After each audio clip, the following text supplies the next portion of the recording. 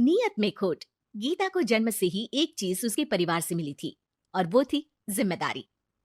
बेटा गीता, बाजार से ब्रेड लेकर आ जा। तेरे छोटे भाई बहन को भूख लगने का समय हो रहा है। जी माँ, अभी लेकर आती हूँ। और तुझे बोला था ना कि नौकरी ढूंढ ले। पापा की नौकरी से अब घर चलाना बहुत मुश्किल हो रहा है। तेरे और भी 3 भाई बहन है बेटा। माँ, मैं गई तो थी एक फैक्ट्री में, लेकिन उन लोगों ने कहा कि मेरी उम्र कम है। ओहो, तो किसी और दुकान में देख ले या फिर कपड़े सिल लिया कर। लेकिन अब बेटा।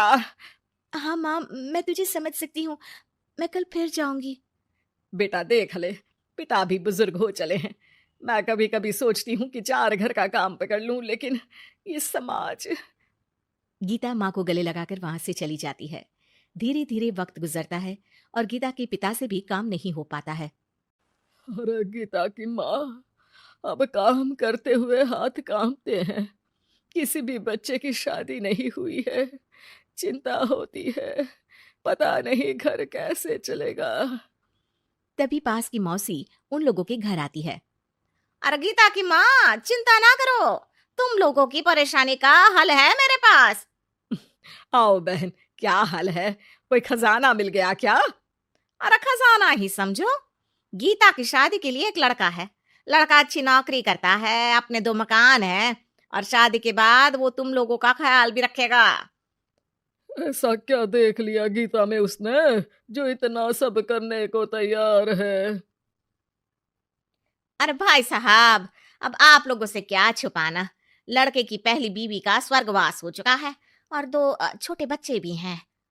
अरे क्या बोल रही हो मौसी? नहीं नहीं, मैं ऐसी जगह अपनी गीता की शादी नहीं करूंगी।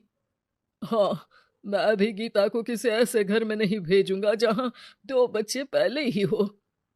देखो, गीता मेरी भी बेटी जैसी ही है। अरे लड़का बहुत ही शरीफ है, हो सकता है उसके भाग्य में गीता हो। कोई ऐब नहीं, बच्चे इतने छोटे हैं कि असली माँ और सौतेली माँ में फर्क भी नहीं समझेंगे। अरे लेकिन गीता ही क्यों? क्योंकि गीता को मैं जानती हूँ, कोई दूसरी लड़की उन बच्चों का जीवन खराब कर देगी। काफी मनाने के बाद और हालात को देखते हुए गीता की शादी गणेश के साथ हो जाती है। गीता, मैं ऑफिस जा रहा हूँ। तुम्हें कुछ चाहिए तो मैं ले आऊंगा। मुझे कुछ पैसे दे दीजिए, मैं घर जाना चाहती हूँ। अरे लेकिन बच्चे। आप बच्चों की चिंता मत करिए, वो भी नानी का घर देख लेंगे। गणेश को गीता की बात अच्छी लगती है। वो उसे पैसे देकर ऑफिस चला जाता है। गीता दोनों बच्चों को लेकर माँ के पास जाती है। अरे मेरे नाती और नातिन, कितने प्यारे बच्चे हैं गीता। हाँ माँ, ये तो दोनों बच्चे मेरे ही हैं। चलो जाओ, अपने मामा और मौसी के साथ खेलो। फिर क्या था, गणेश के बच्चों को ननिहाल और गीता को अपने घर को पालने के लिए गणेश का सहारा मिल जाता है। माँ, ये पैसे ले ले, इनसे तू घर की टूटी छत बनवा लेना और राशन डाल लेना। और हाँ, मैं ना ये कपड़े भाई बहनों के लिए लाई हूँ। धीरे धीरे गीता का घर भी संवरने लगता है। वो अपने ससुराल में भी अच्छे से रहती है और फिर गीता को एक बेटा होता है। गीता, तुम चाहो तो अपनी माँ को यहाँ मदद के लिए बुला सकती हो। फिर क्या था, गीता की माँ बेटी के घर आ जाती है। लेकिन अब उसकी माँ गीता के बेटे और गणेश की पहली बीवी के बेटे से भेदभाव करने लगती है। अरे, सारा दूध तू ही पी जाएगा। चल, छोटे भाई को दे गिलास। लेकिन नानी, ये तो मेरा दूध है, वो अपना ग्लास खत्म कर चुका है। अरे चुप, बिल्कुल चुप। बड़ा आया मेरा गिलास वाला। तभी वहां गीता आ जाती है। माँ, ये क्या बोल रही है, वो छोटा है और बहुत दूध है किचन में। अरे बहुत है तो क्या सारा इस सांप को पिला देगी? अपने बेटे का ख्याल रख। कल को तेरे 2 घर में से एक का हक मांगेगा तो क्या करेगी? माँ, तो दोनों का ही तो हक है ना प्रॉपर्टी में।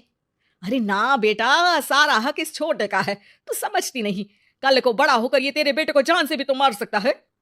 अब माँ सारा दिन गीता को गणेश की पहली पत्नी के खिलाफ कान भरती। अब गीता भी माँ के रंग में रंग जाती है। एक दिन, सुनिए ना, हम लोगों के 2 घर हैं, एक घर क्यों ना मेरे बड़े भाई को दे दे, उसकी शादी हो गई है। और फिर हमारे तो दोनों बच्चे छोटे हैं, बड़े होंगे तब तक तो वो घर हमारे काम का नहीं है ना जी। सीधा साधा गणेश क्या कहता, वो मान जाता है और फिर गीता का भाई उसके एक मकान में शिफ्ट हो जाता है। गणेश के ऑफिस जाने के बाद गीता गणेश की पहली पत्नी के बेटे से कहती है, सारा दिन खेलते रहते हो, पढ़े नहीं तो काम पर लगा दूंगी, समझे? बेटा, जो अब सौतेली माँ से सहम चुका था, एक फैक्ट्री में जाता है। साहब, कुछ काम मिलेगा? बेटा, मुझे एक ऑफिस बॉय की जरूरत है, लेकिन तुम तो अच्छे घर के लगते हो। हाँ हूँ बे, लेकिन फिलहाल काम की तलाश है। बेटा एक फैक्ट्री में चपरासी बन जाता है और एक दिन दुखी गणेश का स्वर्गवास हो जाता है। अब तो तेरे पापा भी नहीं रहे, चल निकल इस घर से। अरे क्या बोल रही है बहन? इस घर में इसका कानूनी अधिकार है। कहीं कोर्ट कचहरी का चक्कर लगा तो तू इस घर की भी नहीं रहेगी। अरे तो अब क्या करूं? बस तू अब इसकी शादी कर। इसकी बीवी को खूब सताना कि ये खुद ही बीवी को लेकर घर छोड़ दे। गीता को भाई की बात जंच जाती है, लेकिन कहते हैं ना कि पाप का घड़ा तो भरता ही है। बेटी की शादी के बाद उसकी बीवी सास से भी 4 कदम आगे निकलती है।